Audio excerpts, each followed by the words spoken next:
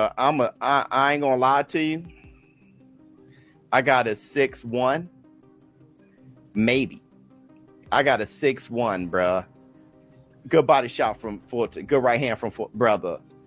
Hey, let me run this by you. We prepared well. It didn't go like we wanted, like we expected, but we always knew that only one David was going to prevail. The only thing that's left is to learn from it, move on, and be better next. The fight between David Benavidez and David Morrell was a thrilling showdown that captivated fight fans. With its intensity, the two fighters engaged in a slugfest from the opening bell, with both seemingly determined to end the fight by knockout as the rounds progressed. It was clear that Ben's experience and power began to take control. However, boxing pros have exposed Ben v. Win. Calling it a big robbery, social media platforms have been abuzz with reactions from fans who believe that Morrell was unjustly denied. It's one of my mistakes where, maybe I got going a little too late. I was getting going in the last 3 rounds. Maybe I should have done that earlier, but it's something to learn from, and something that happened in that fight that was a factor. 1 second, Rafael here. Thank you. David, I wondered, when we were leading up to the fight, there was a lot of discussion about your relative lack of professional experience compared to David. I know you had the great amateur background. He had so many more pro fights. It seemed like that was a factor because he was able to slow it down, speed it up, and do sort of what he wanted at a lot of the times. I wonder if you felt like that the experience level was maybe a little bit much for you. I'd actually like to hear Ronnie's perspective on that also. It was definitely one of the main factors in this fight where it didn't tilt the balance 100%, but it definitely was something that played a role in the outcome of the fight. Victory One fan sarcastically tweeted, "David Benavidez gets arrested outside the arena after robbing David Morrell," encapsulating the sentiment that Morrell was the rightful winner. Javon Tank Davis weighed in on the bout, expressing surprise at Morrell's agility, given his size. Tank said, "This, my first time seeing Morrell fight Sun Q to be that size." In a now-deleted tweet, Davis went further, accusing the referee of cheating, suggesting that the officiating may have been biased in favor of Benavidez. Prominent sports journalist Ariel Helwani praised the match's intensity, stating this Benavidez ex-Morrell fight is sick, just as good, if not better than expected. Morrell and David Benavidez are going to fight. Yeah. Is that a fight that you're... Oh, got it, yeah. Well, the story with he and I was, I met him when he was a kid, and he told me, I'm going to be a world champion someday, and then I run into him and he's a world champion.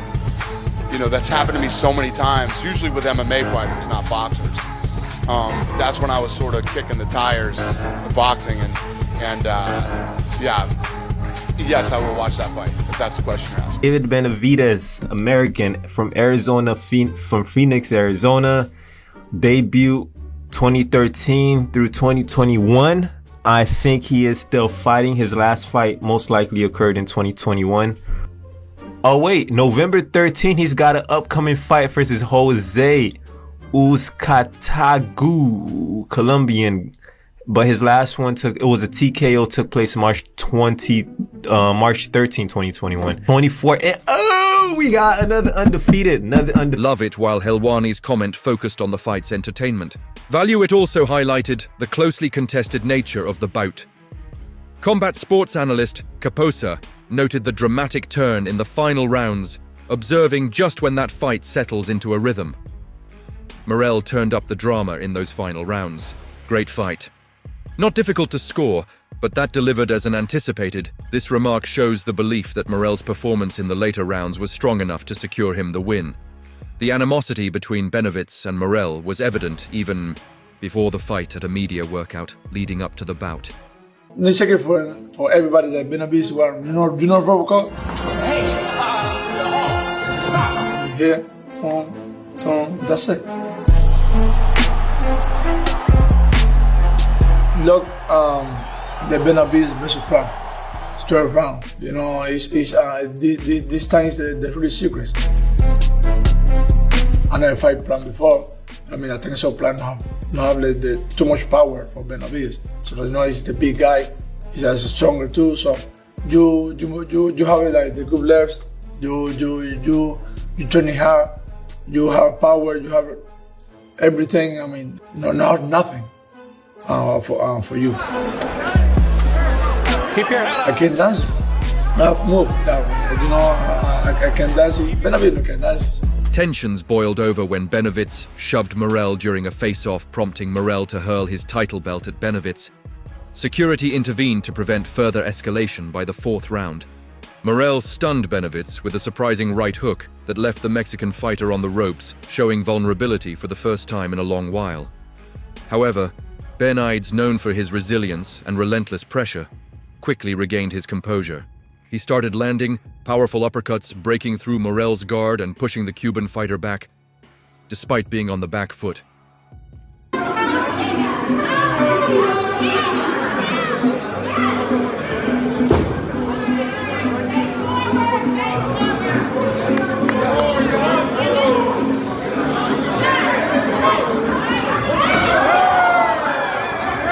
For much of the fight, Benavidez continued to pressure Morrell into the later rounds, showcasing his physical strength and ability to absorb punishment by the 8th round. The effects of Benz's attack were starting to show as Morrell appeared fatigued. His performance, which initially included some showboating and movement, began to wane as Benitez controlled the pace of the fight as the rounds wore on. Morrell's energy dipped, and it was clear that Benavidez was calmly ahead on the unofficial scorecards by the 9th round in the championship rounds. Moving back down to 168, is that out the window now? I'm not going back down to 168. I don't care if Canelo, if he wanted to fight me and told me to go down to 168. I don't care about that money. I don't care about none of that. I was at 168 for a while. 3 years. I was #1 contender. I was not given that opportunity, so now I'm here at 175 fighting the guys that have balls that actually take on their #1 contenders. Have you completely lost hope in that fight happening? I don't think about that fight. I mean, I only think about what's on the table, and I only think about what's ahead of me. I knew that this fight was potentially, we could make it. We made it happen. Now I'm only thinking about this fight and then unifying the titles after. Morrell attempted to rally, looking to steal the final rounds with aggression. However, Benavidez continued to dictate the action. Inviting the Cuban to press forward, a surprising moment came near the end of the 11th round, when Morrell scored a knockdown on Benavidez. However, controversy struck when the referee deducted a point from Morrell for punching after the belt. This deduction shifted the momentum back in Benitez' favor at the end of the fight. I think the purer puncher probably is Morrell for one shot. He's the less experienced guy, but he's got that Cuban background, you know, with the amateur pedigree, over 100-something fights. He's got experience. Even though he's got a lot less fights professional, he's got experience. He hasn't fought the resume professionally that Benavidez has, so that's in favor of Benavidez. The experience, always important. But also the pedigree, like I said, where he comes from, Cuba, how, you know, you come from that island that from the beginning when you first put those gloves on, it's all about becoming a world champ. You know, part of it is to escape the communist country, to get to a better life, to get to where you can pursue dreams, to get over here where you can become a world champion.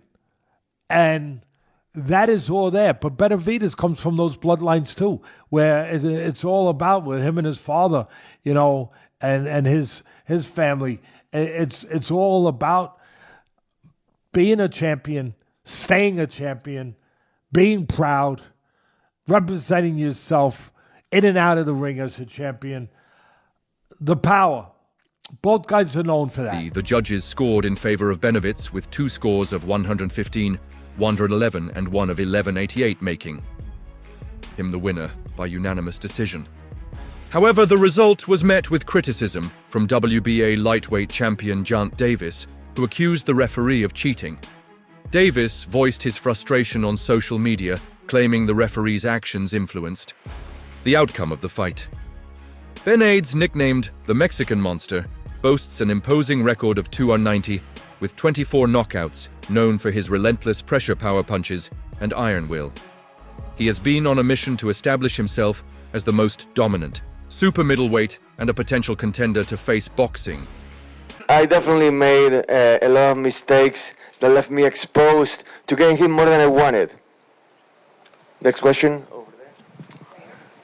David, I wanted to ask you a couple things. When it comes to a rematch, is that something that you'd like to wait maybe a couple years for before you jump back into it? And then if you can also elaborate on the difference in body shots. It doesn't seem like you really paid a lot of attention to the body like he did. Next question, I'm not going to wait like 3 years. That will be a long time.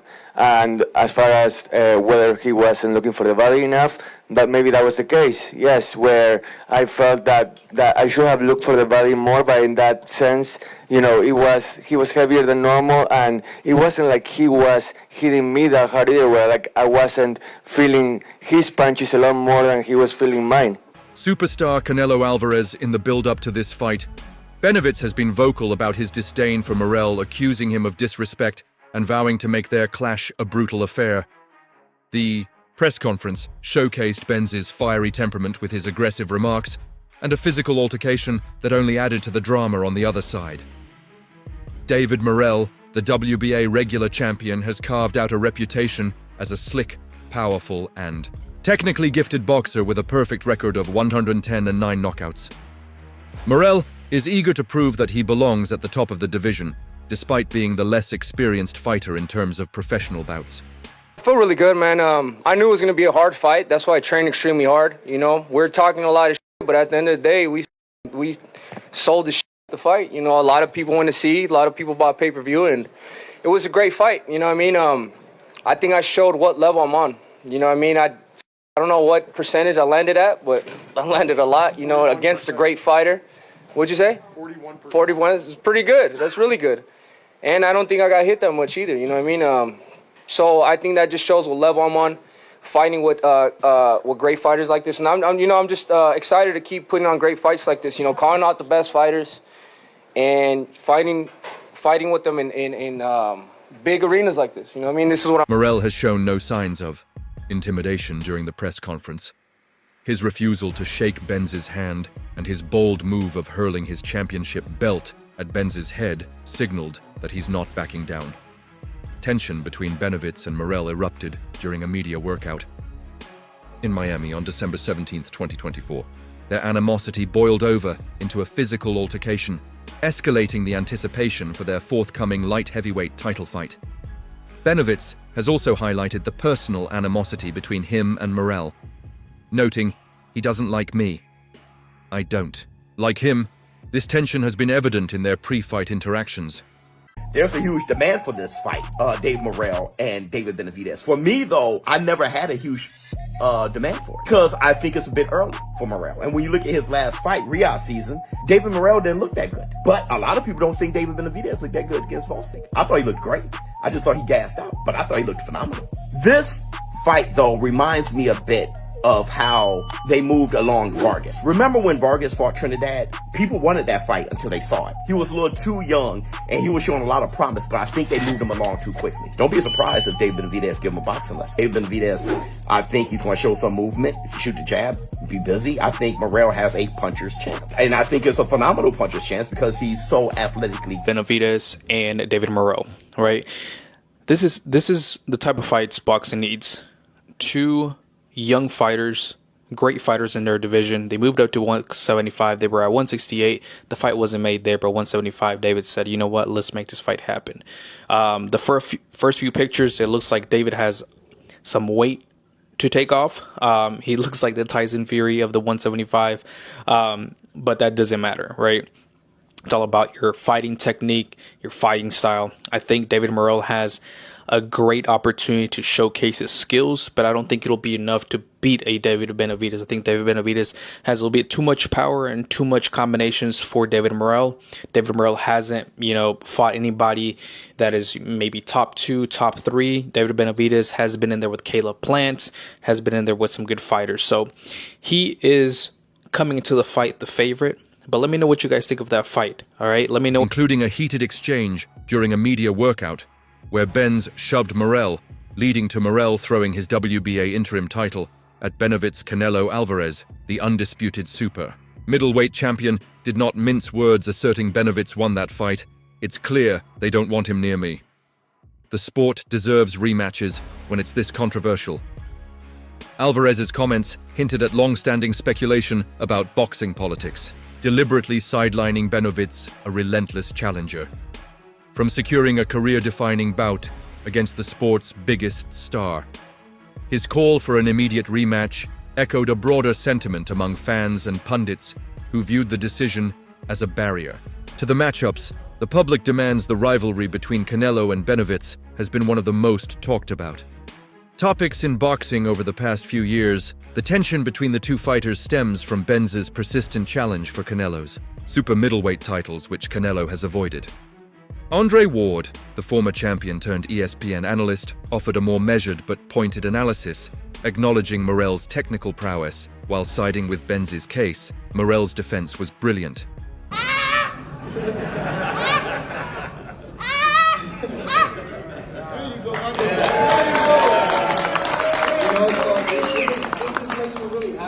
But effective aggression should have swayed. This Benitez did more to win rounds, Ward remarked, highlighting the tension between tactical boxing and the eye test of sustained pressure. His commentary reflected the subjective nature of judging criteria, where clean punching, effective aggression, ring generalship, and defense are weighted differently by each official.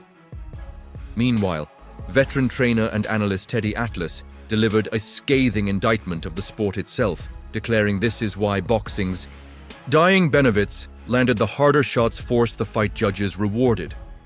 Running Atlas's frustration with Morrell's lateral movement, dismissed by some as evasive rather than strategic, resonated with fans who felt the Cuban slick style prioritize survival over domination, clashing with the visceral appeal of Benz's relentless attack.